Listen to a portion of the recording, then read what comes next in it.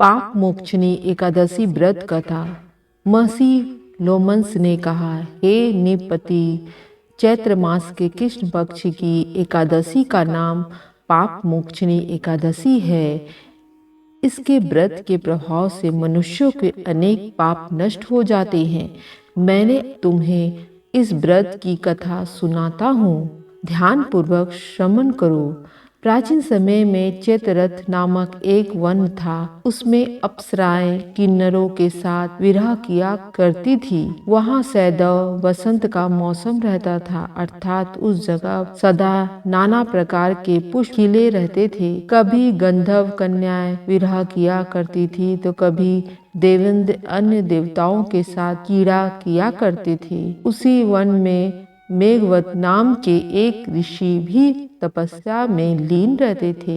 वे शिव भक्त थे। एक दिन मंजू घोषा नामक एक प्यासा अप्सरा ने उनको मोहित कर उनकी निकटता का लाभ उठाने की चेष्टा की। इसलिए वह कुछ दूरी पर बैठ बीना बजाकर मधुर स्वर में गाने लगी। उसी समय शिव भक्त महर्षि मेघवती को कामदेव भी जीतने का प्रयास करने लगे। कामदेव ने उस सुंदर अप्सरा के भू का और धनुष बनाया, कटाक्ष को उसकी प्रतीक्षा बनाई और उसके नेत्रों को मंजू घोषा अप्सरा का सेनापति बनाया गया। इस तरह कामदेव अपने शत्रु भक्त को जीतने को तैयार हुआ। उस समय महर्षि मेघवती की युवावस्था में थी और काफी हिष्ट पुष्ट थे। उन्होंने योगवती तथा दंड धारण कर रखा था। वे दूसरे कामदेव के समान प्रतीत हो रहे थे। उस मुनि को देखकर कामदेव की वश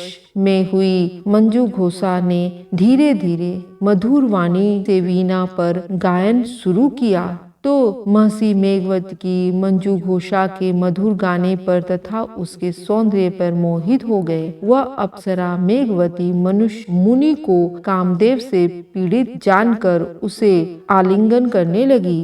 मेघवती उसके सौंदर्य पर मोहित हो शिव रहस्य को भूल गए और काम के वशीभूत होकर उसके साथ रमन करने लगे। काम के वशीभूत होने के कारण मुनि को उस समय दिन रात का कुछ भी ज्ञान न रहा और काफी समय तक वे रमन करते रहे। तदुपरांत मंजू घोषाल उस मुनि से बोली, हे ऋषिवर, अब मुझे बहुत समय हो गया है, अतः स्वर्ग जाने की आज्ञा दीजिए। अप्सरा की बात सुन ऋषि ने कहा कि हे मोहिनी, संध्या को आई हो, प्रातः काल होने पर चली जाना। ऋषि के ऐसे वचनों को सुनकर अप्सरा ने उनके साथ रमन करने लगी। उसी प्रकार दोनों ने साथ साथ बहुत समय बिताया। मंजू घोषा ने एक दिन ऋषि से कहा, हे विप्रिय, अब आप मुझे स्वर्ग जाने की आज्ञा दीजिए। मुनि ने उस बार भी वही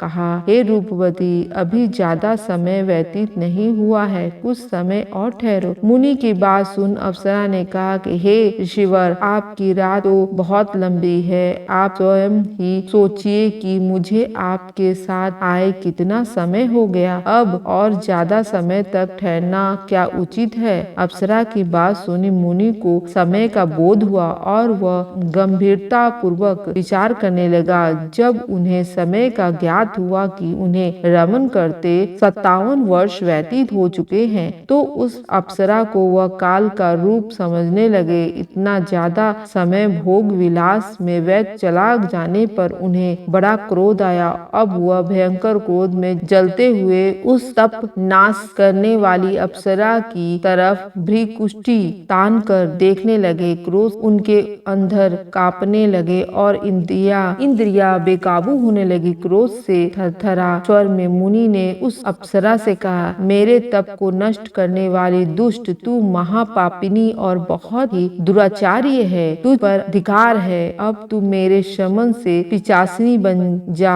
मुनि के क्रोध युक्त पिचास से वह अप्सरा पिचासिनी बन गई। यह देख वह थित होकर बोली, हे ऋषिवर, अब मुझ पर क्रोध त्याग कर प्रसन्न हो गए और कृपा करके करके बताइए कि इस शाप का निवारण किस प्रकार होगा। विद्वानों ने कहा, साधुओं की षड्यंत्र अच्छा फल देने वाली होती है और आपके साथ जो मेरे बहुत ही पर्व व्यतीत हुए हैं, अतः अब आप मुझ पर प्रसन्न हो जाइए, अन्यथा लोग कहेंगे कि एक पुण्य आत्मा के साथ रहने पर भी मंजू घोषा को पिचासनी बनना पड़ा। मंजू घोषा की बात सुनकर मुनि को अपने क्रोध पर अत्यंत गलिन्ना हुई, साथ ही अपनी अपकृति का भय भी हुआ। अतः पिचासनी बनी मंजू घोषा ने मुनि से कहा, तूने मेरा बड़ा बुरा किया है, किंतु फिर भी मैं तुझे इस श्राप से मुक्त का उपाय बताता हूँ। चैत्र मास के कृष्ण पक्ष की जो एकादशी है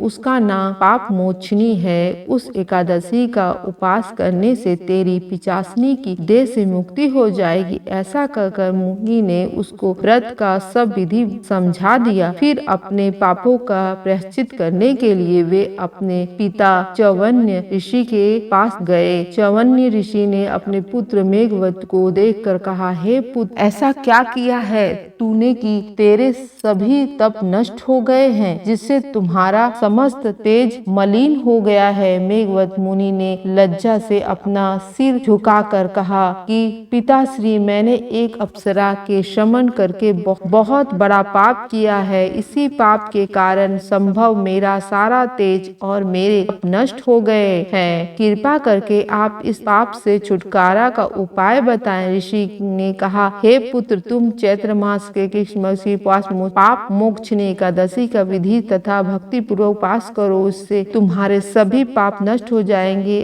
अपने पिता के ऋषि ने वचनों को सुनकर मेघवत मुनि ने पाप मोची एकादशी का विधि पूर्वक व्रत किया। इसके प्रभाव से उसके सभी पाप नष्ट हो गए। मंजू घोषा अप्सरा भी पाप मोक्षनी एकादशी का उपास करने से पिचासनी के देह छोड़ गई और पुनः अपना सौंदर्य रूप धारण कर लोक चली गई। लोमवंश मुनि ने कहा कि हे राजन, इस पाप मोक्षनी एकादशी के प्रभाव से समस्त पाप नष्ट हो जाएंगे। इस एकादशी की कथा के श्रवण एवं गठन से 1000 गौ दान करने का फल प्राप्त होता है। इस उपास के करने से ब्रह्म हत्या करने वाले, स्वर्ण चुराने वाले, मेघ पान करने वाले, अगम्या गमन करने वाले यदि भयंकर पाप भी नष्ट हो जाते हैं और अंत में स्वर्गलोक की प्राप्ति होती है। धन्यवाद। ये वीडियो कैसी लगे आप सब्सक्राइब करके बताइए।